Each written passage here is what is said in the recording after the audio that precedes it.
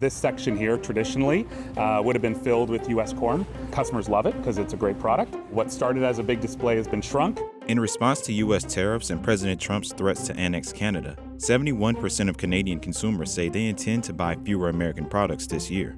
That's having an impact. The U.S. economy could lose up to 0.3% of its GDP, or about $90 billion in 2025, due to the boycott of American goods and the decline in foreign tourism. Giancarlo Tremarchi is the owner of Vince's Market, a Canadian grocery store chain with 4 locations. He's seen the backlash firsthand. Talk to me a bit about how the Buy Canada movement has affected you at the grocery store. Our customers are demanding from us as much Canadian product as possible. They're getting frustrated and upset when they see too much U.S. product. We've obviously seen the very visible and visceral reaction from markets to US policies, but it's very interesting to see from the consumer side what impact it's having. And these little acts of activism from consumers who have decided to turn their back on certain US products. If there was a Canadian version and an American version, we probably already delisted the American version and supported the Canadian product because that's what our customers are looking for. And several countries, including Canada and Mexico and some in the European Union, are responding to aggressive U.S. trade policies with retaliatory tariffs of their own. The U.S. tariffs look like they're going to last for the duration of the Trump administration in one form or another. That's going to keep other countries kind of in a negative mood towards U.S.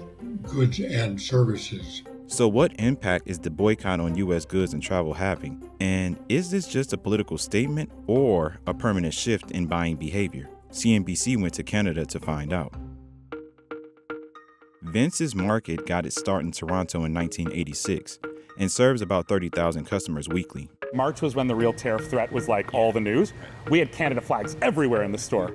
Tremarchi says since then, his customers have moved decisively away from U.S. products. At the height of when we are out of Canada's growing season, we could be upwards of 60%, 70% American produce, okay? Right now, we're only running at about 30%. Canadian flags and labels mark domestic goods in aisles, while apps like MapleScan help shoppers identify origin.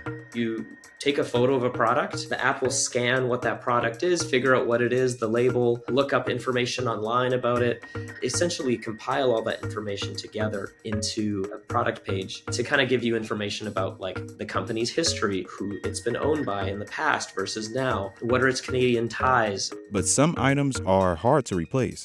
Mangoes and pears you can get from different parts of the world. When you get into things like Anjou and Bartlett pears, right now you can only get them from the United States. The most in demand and the hardest ones to replace from the U.S. is typically berries, citrus, and greens, lettuce. If there is produce from the U.S. and produce from Canada, and they're the same, of course, I'll go Canadian, of course. We've always been very pro-Canadian, even way before all this stuff happened. This just reinforced it. Canada is America's second largest food export market, worth $28.4 billion in 2024. The boycott has impacted other parts of the store too. How is that affecting kind of these perceived American products like Coca-Cola or Lay's? Yeah, Coca-Cola and Lay's are great examples of global brands. They actually bottle Coke bottles in Canada, about an hour and 30 minutes north of here. Frito-Lay uses Canadian potatoes. There would have been no identification of where Frito-Lay products were made. It would have been small and on the back. Once they realized that they were getting a bad rap, they went ahead and they added Made in Canada labels permanently onto the bags. American staples like wine, beer, and spirits have seen the biggest change being wiped off Canadian shelves. Earlier this year, multiple Canadian provinces announced they were pulling American alcohol from their store shelves. And in March, Canada imposed a 25% tariff on all U.S. alcohol products. A 25% tariff on distilled spirit imports from Mexico and Canada could cost more than 31,000 U.S. jobs. So we're in our wine section now.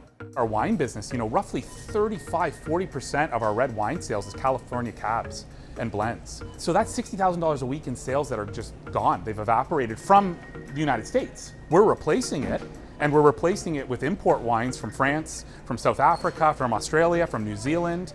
In 2024, Canada was the U.S.'s top export market for alcohol, exporting $435 million worth of wine, $221 million in distilled spirits, and $41 million in beer to Canada. The loss to the U.S. is a boon to Canada, with the Buy Canada movement adding roughly $10 billion to the country's economy. Giancarlo thinks if the tariff dispute is resolved, the boycott might ease, but it's unlikely every customer will go back to buying American.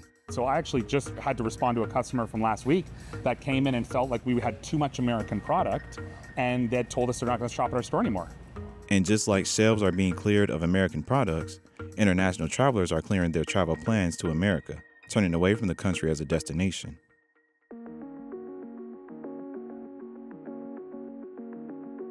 More Canadians visit the U.S. each year than from any other country. In 2024, 20 million Canadians visited the U.S., generating $20.5 billion in spending. But the flow is slowing. Online travel searches from Canada to the U.S. dropped 50% this spring. If you look at Canadian drive traffic, it was down nearly 30% in March. Air travel, not as bad. Combined, it was down about 15%. And you hear it anecdotally, either Canadians staying in Canada for vacation or going to somewhere else like Europe. Businesses along the northern U.S. border report plunging revenues, vanishing foot traffic, and uncertainty over survival. When you look at that border traffic, as you said, Michigan, obviously with Windsor and Detroit right there. When you look at New York State, Buffalo, they've taken the brunt of that fall in Canadian travel. And it's not just Canada. Across the Atlantic, travel to the U.S. from Europe is also dropping. Sort of early indications from Europe that might be the case too. Accor saying that bookings from Europe to the US are down 25% over the summer period. The pullback is costly. The U.S. is on track to lose $12.5 billion in international visitor spending this year compared with 2024. It's part of a sharp reversal over the past decade, but tensions tied to trade and immigration are making it worse. It's about $200 billion that these international travelers spend. That's bigger than all of our agricultural exports combined. We need these travelers here, obviously, from a job standpoint, a spending standpoint. You know, when these travelers come, they do nothing more than come, spend their money, and go home and tell their friends and family to do the same thing. It's free money. So discouraging these travelers, letting this deficit grow as we seek to balance the trade deficit, we're only digging a deeper hole. What are we doing to send a message that we want you coming to the United States? And that's what's been missing. From goods to getaways, the impact of U.S. policy is reshaping international behavior, and the ripple effects may be long-lasting. The boycotts that began in Canada have spread. European consumers frustrated with American foreign policy are rejecting U.S. companies as well. And anger over Trump's comments about annexing Greenland led 44% of European consumers to say they're shifting away from U.S. products, no matter what happens with trade negotiations. Tesla, McDonald's, these being front of mind, some of these really big household US names that they've just been rejected by some consumers in Europe. Tesla has seen the brunt of the boycotts. Its European car sales have tanked for the 5th straight month in May, with sales plunging almost 28% from brand damage, increased competition, and the political views of CEO Elon Musk. I want to temper the optimism a little bit. It's tough out there. I mean, the markets, particularly in the U.S. and then developed Europe, I'll say, remain very subdued. The trends at total distilled spirits, which would be total spirit takeaway, in these markets are not anywhere near where they were 2 or 3 years ago. The fallout from America's trade wars is no longer limited to tariffs and boycotts. Global growth is now projected to slow by nearly half a percentage point as a result. In terms of global GDP growth, that is a big number because the annual growth is maybe like 3.5 or 4%, and you're taking 1% off of that. That's a pretty big hit. What we're starting to see in the data is that American manufacturers based in the U.S. are starting to increase prices as a response to lowering volumes in other countries, like Canada, for example. But still, there's hope that the trade tensions will ease over the long term. Do you think that this will be a long-term trend? I think there will be some long-term impact where American products and American brands will be negatively impacted long-term. But I do believe there's a point where we get back to a balance of an interconnected food system because just that serves the best needs of our customers, both sides of the borders.